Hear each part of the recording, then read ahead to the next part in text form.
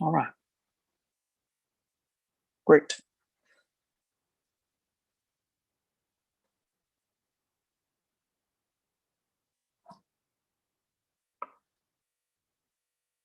I'll have a list of jokes next time, I promise.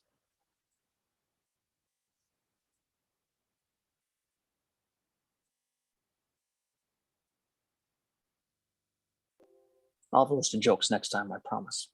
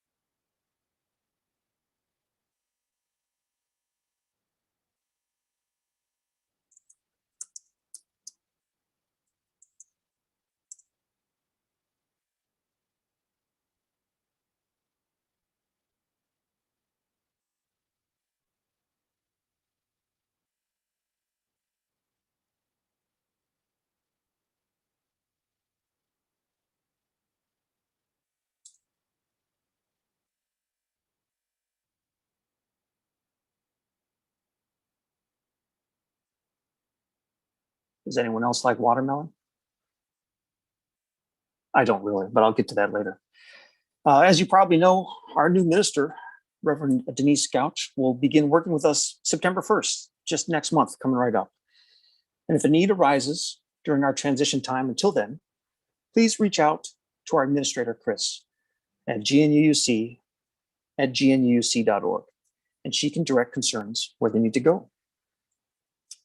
As Sandy lights our chalice, Teresa will share a passage from Jean L. Wallstrom titled, "In This Small Flame Dwell." Good morning, Teresa. Hey, good morning. Thank you, Scott. Small flame dwell the beacon light of lanterns guiding travelers home. The warmth of hearth fires tended through the generations. The transforming energy of furnaces and the power and life of our sun. May these blessings, warmth and light, and life-giving energy be kindled in each of us.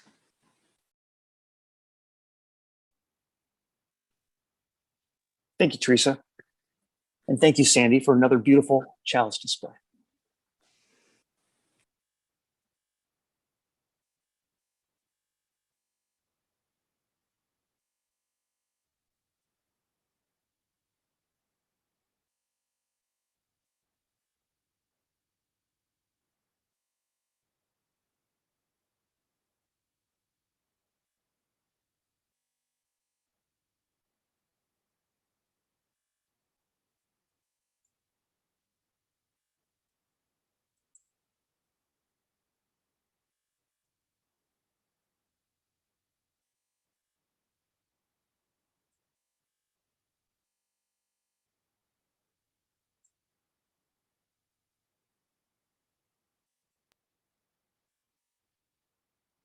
Our covenant is our promise to each other as a congregation as to how we will treat each other in and out of this space.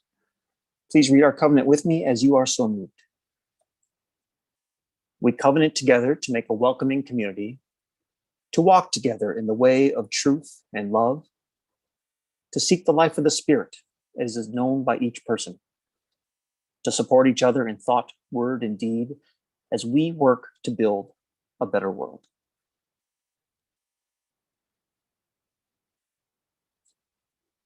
Our gathering hymn today is "Come, Come, Whoever You Are," performed by Leah Morris. Come, come, whoever you are, wanderer, worshipper, lover of leaving. Ours is no caravan of despair. Come, yet again come. Come, come, whoever you are, wanderer, worshipper, lover of leaving. Ours is no caravan of despair. Ours is no caravan of despair.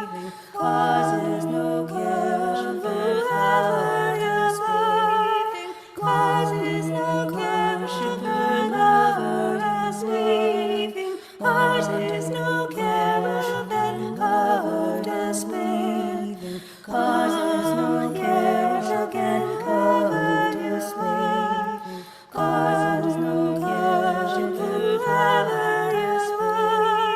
Causes no caravan of despair. Causes no caravan of despair. Causes no caravan of despair. Causes no caravan of despair. Causes no caravan of despair. Causes no caravan of despair. Causes no caravan of despair. Causes no caravan of despair. Causes no caravan of despair. Come yet again, come.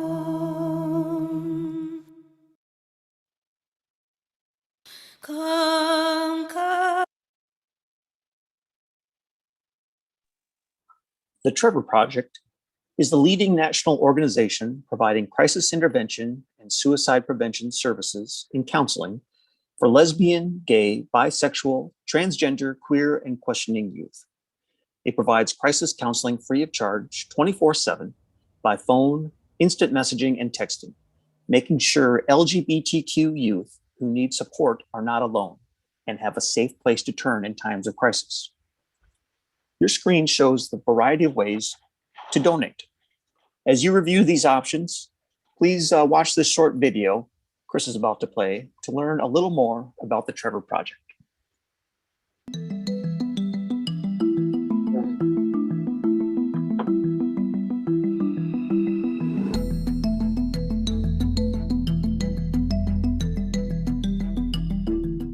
We know that these are challenging times for everyone, and for LGBTQ young people, this is a particularly scary and anxious moment.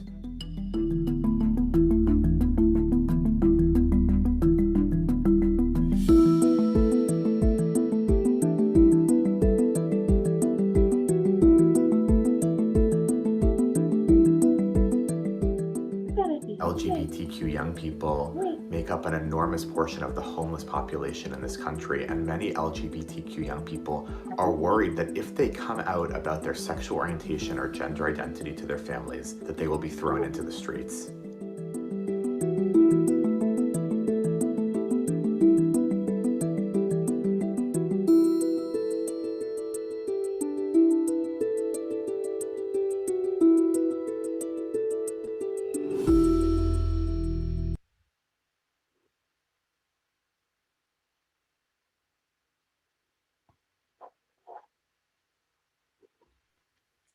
Thank you for the generosity you continue to show to both GNUUC and our partner organizations. For our Time for All Sages today, Claire will be sharing a story with us. Good morning, Claire. Hi. So today's story is called Max and Marla Are Going on a Trip, and it's by Alexandra Boyer. Max and Marla are very excited. School is out for summer. All year long, they have been dreaming of doing something special, something they have never done before. Only what?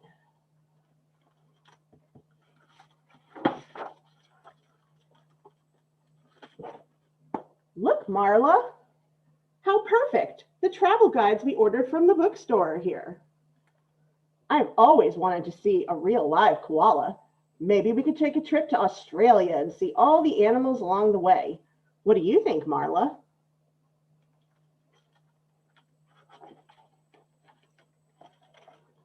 Max and Marla know that preparation is key when planning a trip.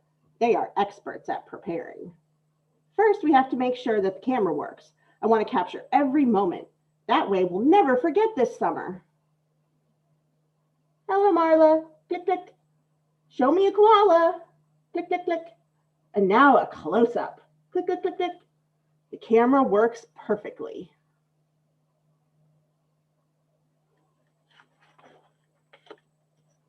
It's important to pack the right clothing for each part of the trip. Marla, can you go look for our pilot hats and goggles? Marla, click, click, click. Never mind, I got it all. Max and Marla are ready for takeoff.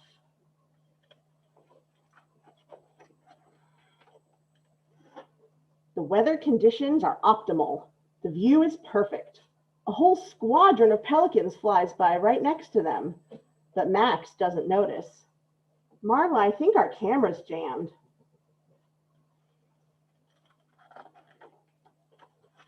It's starting to get a little overcast. We're already approaching our first stop and I still haven't seen any animals. Have you, Marla? Phew, camera's working again. Click, click, click, click, click. Max is searching for pelicans in the cloudy sky. Meanwhile, he wonders where all the seals are. Time to get off the boat. It's a long way across the ocean. This trip is full of wonders. Marla, do you think we'll see any dolphins or sea turtles or maybe a whale shark?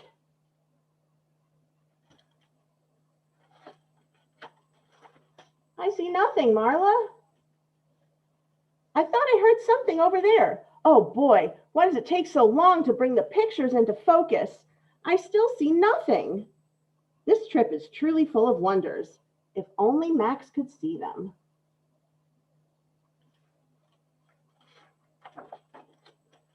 Oh, now it's over here. Click, click, click, click. I was too late, Marla.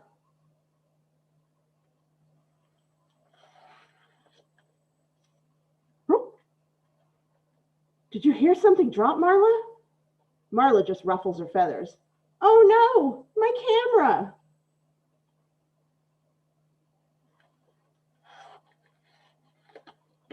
Max and Marla have finally arrived. Hello, Australia. The camera is lost, Marla. Now I can't take any pictures. I wanted to capture every moment so we wouldn't forget it.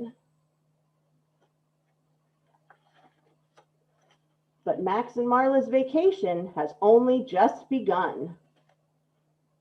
They start exploring.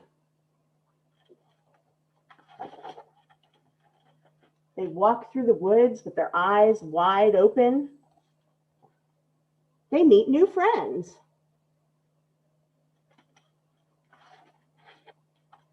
They savor long summer nights and see treasures everywhere. Goodbye, Australia. What an extra special summer adventure. Max and Marla are best friends. They know how to enjoy, observe, and respect the world around them. This was the best summer ever. And Marla and Max captured every moment.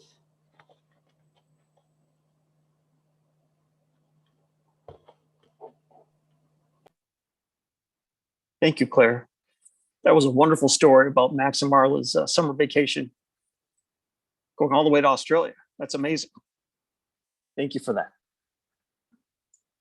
It's now time that we will open up the discussion to everyone. And we're going to talk about summer vacations as well. We're about halfway through summer now, at least in an astronomical sense, halfway between the summer solstice and autumnal equinox. Of course, I've always considered summer time to be based on the school schedule, when the school ends and then begins in the fall, both as a kid and now as a parent. So however you define summer, we thought discussing summertime and vacations would be appropriate. For some people, summer is just a season, a passage of time. For others, it is a time for vacations, time with family, time to get outside, enjoy the weather, or stay inside out of the heat. What does summer mean to you? What has it meant to you in the past and now in the future? And how has it changed as you progress through your various stages of life? I'll start. My memories of summer growing up before I joined marching band included a annual trip up to Moore, Minnesota, about 3 hours from where I grew up. My aunt, uncle, 2 cousins lived up there. And all of us on my mom's side of the family would join up there for one weekend in early August, kind of a family get together to celebrate some birthdays. And we'd always have a badminton tournament and a watermelon seed spitting contest every year. I don't particularly like watermelon, but my competitive spirit would drive me to eat the pink melon once a year to try to get the farthest spit. Anyway, it wasn't always great weather, but it was a nice tradition and many fond memories of our time together, family growing up, all the cousins and aunts and uncles. What thoughts of summer and summer vacations do you have?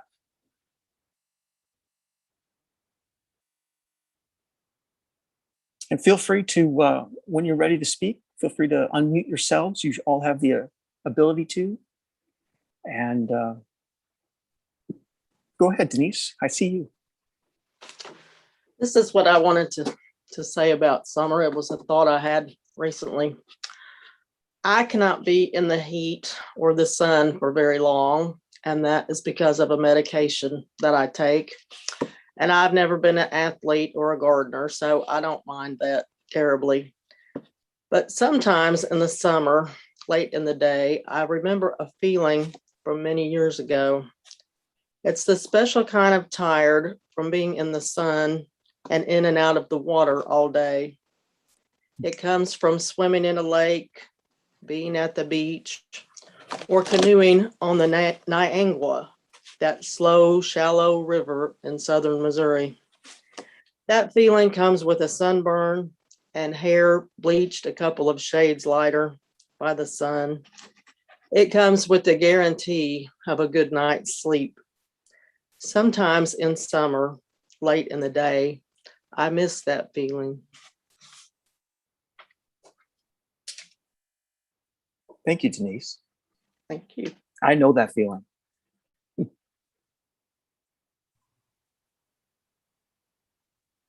So for me, when we were kids, summer meant getting up really early in the morning and riding our bikes off to swim practice and then to diving practice, and then home for a very, very quick lunch, grab an apple or whatever, run back out the door and get to the next pool just to play around in the water all day long. So summer's always meant being on or in or near the water. And I continue that practice to this day, as much as possible. I'm in my kayak, or I'm at my sister's pool, or when we're not in pandemic mode, I'm at the Y in the pool or someplace near water. Great. Thank you, Thina. Good morning, Susan. Hi there. My memories from my childhood with regard to summer was being on my grandparents' farm where we lived for 8 years and having to bring in the hay every August. And I had severe allergies to goldenrod and ragweed, and I would just be totally miserable as I would be running behind the wagon, lifting hay bales up for the guy on the wagon to grab them while my nose was running down and hitting my feet. And that was pretty miserable. However, one of the other things that was always done in the summertime was the first couple of weeks of June, we would take off. My mother had 2 weeks of vacation, and we would take off and go someplace. And we went to the West, we went to the Smokies, we went to Florida. My mother was always very interested in educational experiences for her kids, and we went and saw historical places, and it really broadened our knowledge about our country and even about the world in general. So those were fun trips. Thank you, Susan.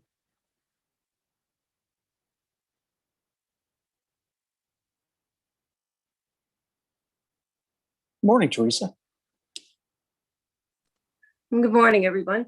Well, one of my fondest summer recollections is my father. We lived up in Michigan. My dad worked in the automotive industry in the factory there in Detroit.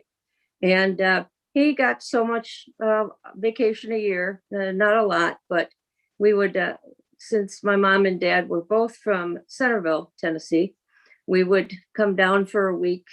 And I had cousins and aunts and uncles on both sides that we would visit. And a really fond memory is there'd be other northern cousins and cousins from Texas that would all show up at the same time. And we'd head out to a creek called Swan Creek out in Hickman County.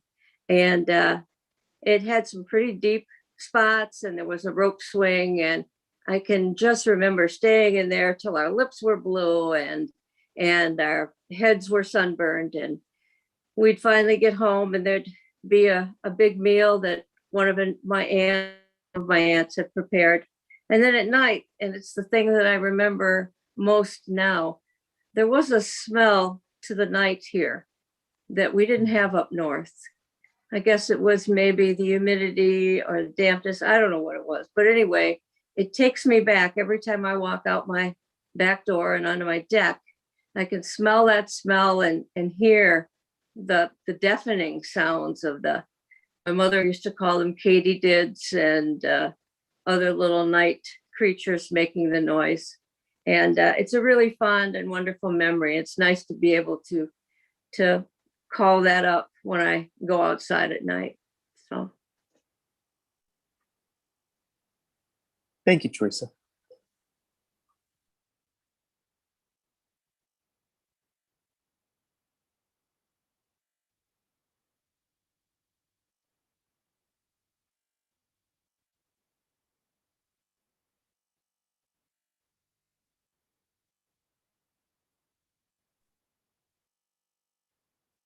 Good morning, Larry.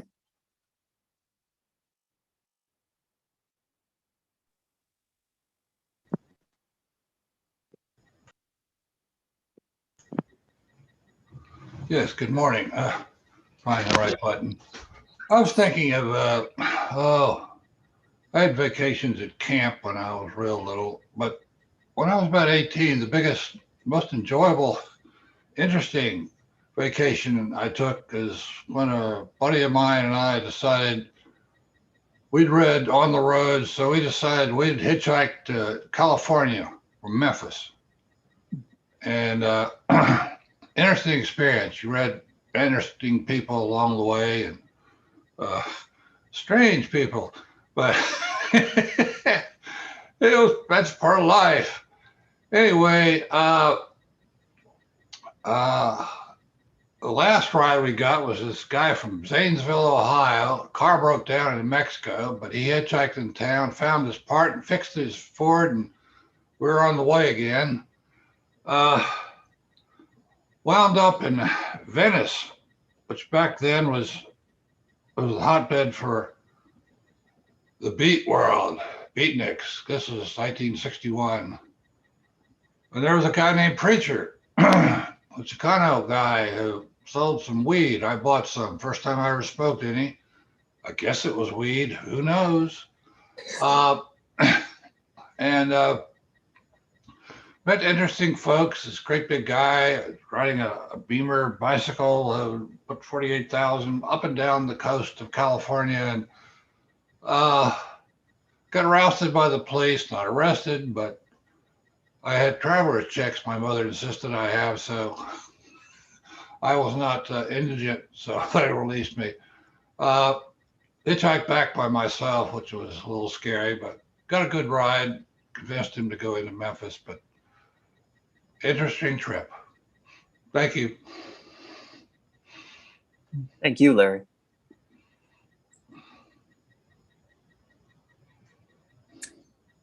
Morning, Sandy. Oh, there we go. Yeah. Oh, Okay. What I thought about when you asked that question was running around outside. My mother thought that there was no excuse for being inside in the summertime, especially when we had no air conditioning. So we were outside as soon as we finished breakfast, and we would picnic on a blanket in the yard. We wore a minimum of clothing. We're barefoot with t-shirts and shorts. And when my father was off work, we'd take off for the lake. And he and a friend had built a houseboat, and it was on oil barrels. So it was moored to the land, and we would spend whatever time Daddy had up there. And sometimes he would just leave us up there and come back and forth to work from the lake. It was an idyllic childhood, I must say. Lots of fun. And I had a wonderful time. Thank you. Thank you, Sandy. Good morning. Morning, Fran. How's everybody? I've been having a lot of thoughts recently about this subject of how you spend summertime as a kid. Talked a lot about it with my son Kinsey recently. And I too have many fond memories growing up in the 50s and 60s. Like Sandy, we didn't have air conditioning either. And I lived in a neighborhood full of kids. I was an only child, but I still had lots of kids to play with. And we just lived outside in the summer, like some others have told about. You couldn't get us to come inside, really. It was very difficult. We did come inside to eat, but it was a very quick meal. We played croquet, badminton, baseball, basketball, roller skating, bike riding, you name it. We were outdoors all day. And at supper time, we would, they'd have to call us and beg us to come in. And we'd go in very quickly. And then we were right back outside playing flashlight tag, catching fireflies in a jar. There were rainy days, of course, very rainy days sometimes, and you really couldn't be outside, and we had to be inside. But we were not tied to electronics. We played board games, card games, and occupied our time that way, laughing and talking a lot. So I have so many good memories of that, and my own children have spent quite a bit of time outside too. I feel sort of sad for modern kids because I think a lot of them really don't have the experience of what it's like to be outdoors with friends for long periods of time and enjoying laughing and playing together. I know I certainly did, and I think many of you did too. So we all have some really good summertime memories. Thank you. Thank you, Fran. Morning, Linda. Morning. How are you this morning? I'm great. How are you doing? Fantastic. Good. I guess my summer was similar to most of our other colleagues here, except that 2 weeks out of the year, my family would hop in Daddy's old Model T and drive from Cambridge, Massachusetts down to Cape Cod, get on the ferry and go on over to Martha's Vineyard, where my daddy would be there to work for 2 weeks to decorate a house, and the rest of us would vacation and just have a splendid time. One of the reasons they liked to take the children there was because the people that Daddy was working for had a cottage right off of the house so that they could have adult time in the house and kid time was in the outhouse.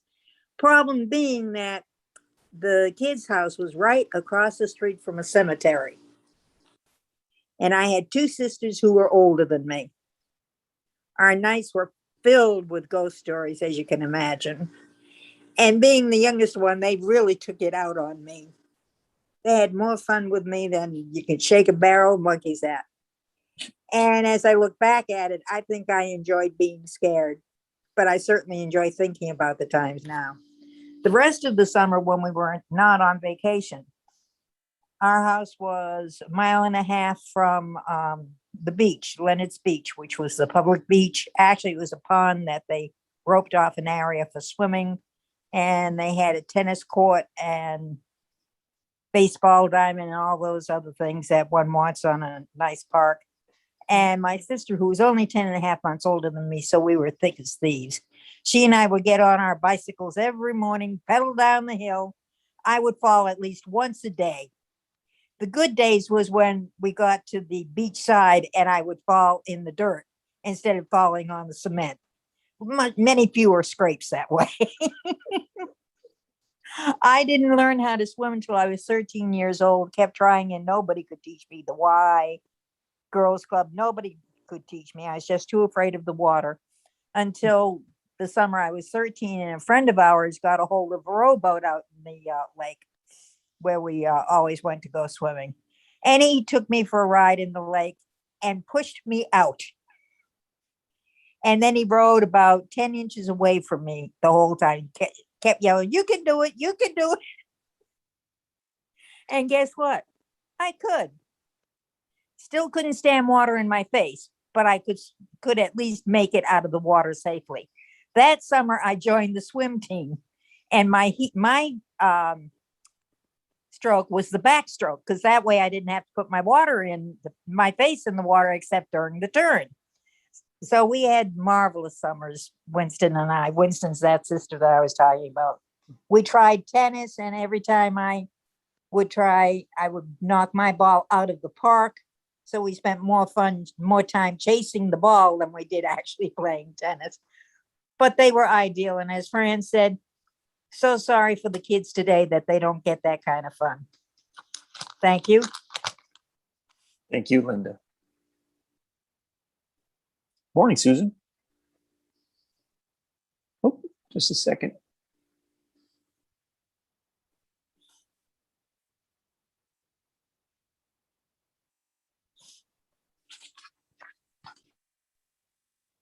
Good morning, Susan. Do you have something else? I was waving at Linda. Oh, I see. I'm sorry.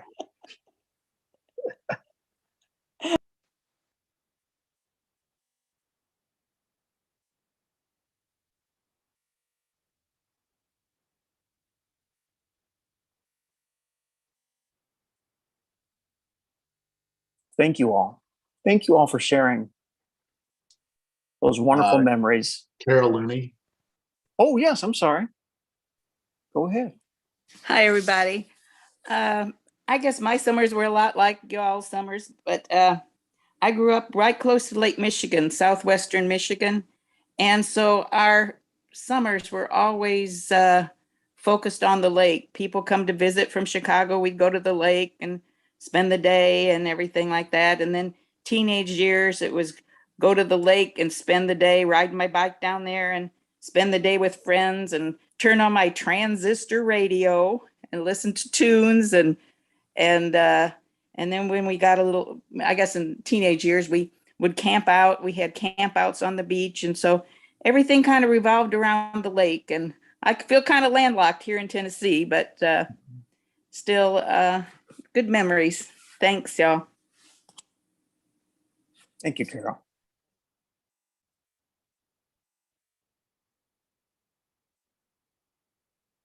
And thank you to everyone for sharing those wonderful memories of summers and for listening and sharing this space together. I appreciate you.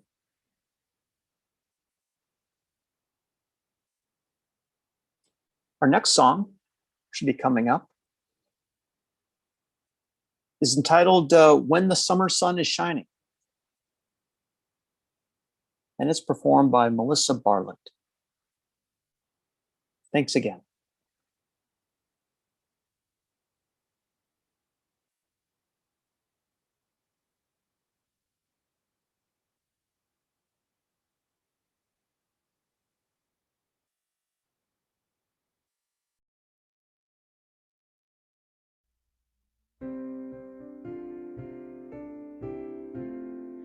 When the summer sun is shining over the golden land and sea, and the flowers in the hedgerow welcome butterfly and bee, then my open heart is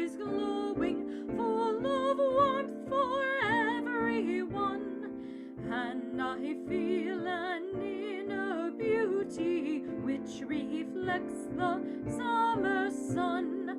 When the summer clouds of thunder bring the long-awaited rain, and the thirsty soil is moistened and the grass is green again, then I long for summer sunshine, but I know that clouds and tears are a part of life's refreshment, like the rainbow's hopes and fears. In the cool of summer evening, when the dancing insects play, and in garden, street, and meadow linger echoes of the day, then my heart is full of yearning, hopes and memories flood the whole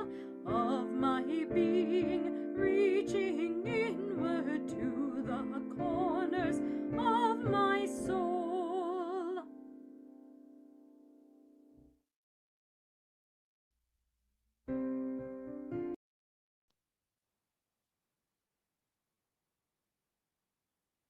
We've come to our time of joys and concerns. Thank you to all who joined